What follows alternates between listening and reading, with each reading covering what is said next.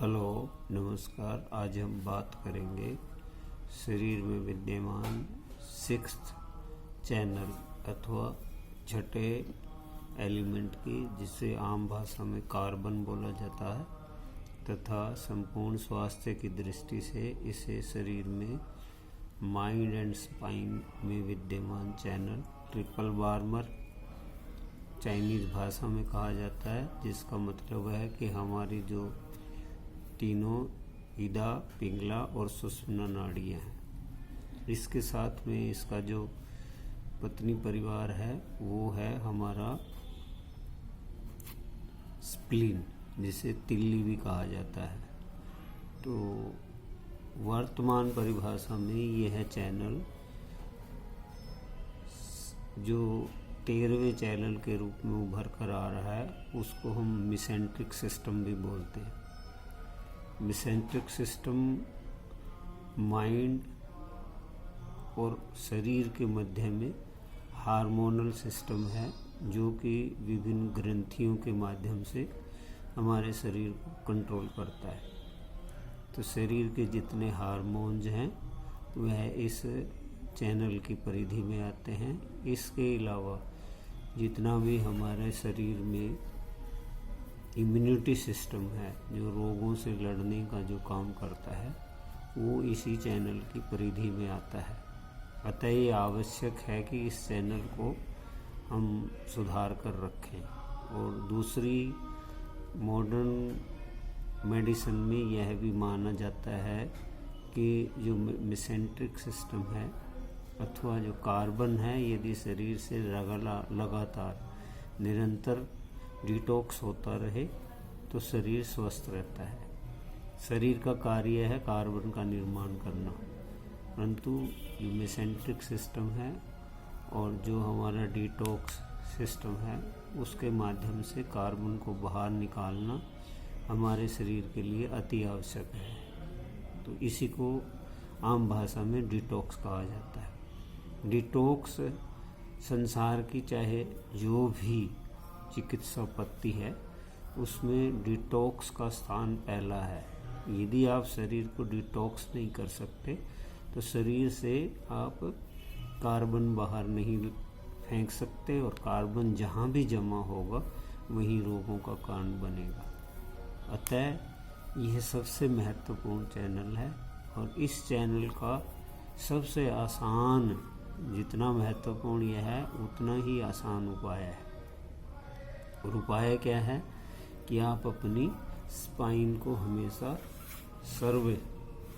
हर समय सर्वकाल में जब आप बैठे हैं, यदि आप अपनी स्पाइन को सीधा रख सकते हैं तो जो आपकी जो चैनल एनर्जी है वो मूलाधार केंद्र से लेकर के और सहस्त्रसार केंद्र तक स्वयं ही अपने आप ही चलने लग जाएगी। इसके अलावा जिसको हम मुद्रा विज्ञान में मृत संजीवनी मुद्रा बोला जाता है, यह मुद्रा यदि हम दिन में 20 मिनट के लिए खाली प्रयास करें, खाली ऐसे ही एक हाथ से हम कार्य करते रहे, और जो हाथ खाली है उससे अगर हम इस मुद्रा का 20 मिनट तक अभ्यास करेंगे, सोते वक्त, उठते वक्त, नहाते वक्त, धोते वक्त, किसी भी समय जब भी आपको समय लगे तो आप 20 मिनट के लिए, और यदि एक समय नहीं लगता तो इसको आप टुकड़ों में भी 5 मिनट एक बार किया, 10 मिनट एक बार किया, फिर 5 मिनट एक बार किया,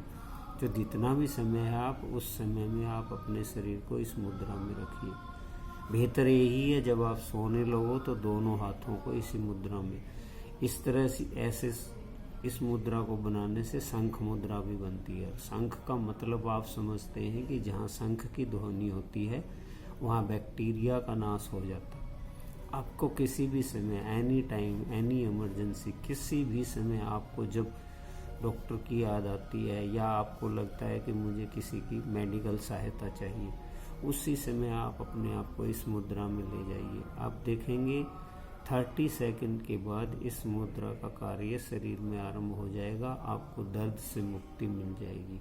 आप एनी टाइम इमरजेंसी मेडिसिन ले सकते हैं। ये इमरजेंसी मेडिसिन का उसके अलावा जब ये आप मुद्रा कर रहे हैं तो इसको ट्राई फिंगर मुद्रा भी बोला जाता है। ट्राई फिंगर मुद्रा के अभ्यास से आप किसी भी शरीर के दोष को, इसको यज्ञ मुद्रा भी कई जगह माना जाता है, जब आप यज्ञ छोड़ते हैं तो इसी तरह से त्याग करते हैं। तो इसलिए जब आप शरीर से किसी चीज़ का त्याग करते हैं, और हमारे जो आध्यात्मिक सिस्टम है उसमें त्याग को सर्वोपरि माना गया है, तो जब आप किसी चीज़ का त्याग करते हैं तो आपका शरीर शुद्ध होना शुरू हो जाता है। इसी तरह से जब आप अंगूठे को देखेंगे तो ये मन का प्रतीक है, आपके दिमाग का प्रतीक है। इसी तरह से जब आपकी दोनों उंगल हैं, एक किडनी है तो दूसरा स्टोमक है, यानी कि शरीर का डाइजेस्टिव सिस्टम है और जो शरीर का एक्सक्रीटरी सिस्टम है, वो दोनों सिस्टम आपके दिमाग के साथ कोडिंग डिकोडिंग हो गए हैं और शरीर अब स्वस्थ अवस्था में अपने आप को रखना आरंभ हो गया।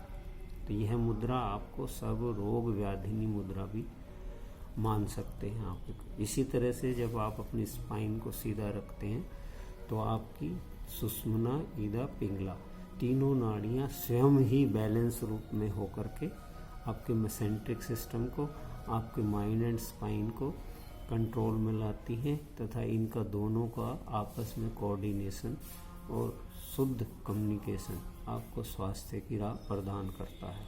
इसी तरह से ये दो क्रियाओं के द्वारा आप अपने मेसेंट्रिक से, यानी कि शरीर के 6th एलिमेंट को, छठे तत्व को डिटॉक्स कर सकते हैं। कार्बन को आप बाहर फेंक सकते हैं। जब कार्बन आपके शरीर से जाएगा तो उसकी प्रतिक्रिया स्वरूप ऑक्सीजन स्वयं ही आपके शरीर में होगी और वर्तमान परिस्थितियों में आपको किसी तरह की दवा, दारू या घंटों के योगासनों की जरूरत नहीं महसूस होगी। आप अपनी युक्ति, कंप्यूटर का ज़माना है, कंप्यूटर का युग है, तो कोडिंग डिकोडिंग एक बहुत बड़ी भाषा है। कोडिंग डिकोडिंग के माध्यम से आप एनर्जी को अपने शरीर में नियंत्रित कर सकते हैं, उसका संतुलन कायम कर सकते हैं तथा जब आप सीधे बैठते हैं तो शरीर के अंदर आपके एनर्जी सेविंग भी हो जाती है। उसका कारण यह है कि एनर्जी बिना रुकावट, बिना बाधा के आपके आंतरिक सिस्टम में चलती है और उसका हमें शरीर को सबसे ज़्यादा फायदा होता है। इसलिए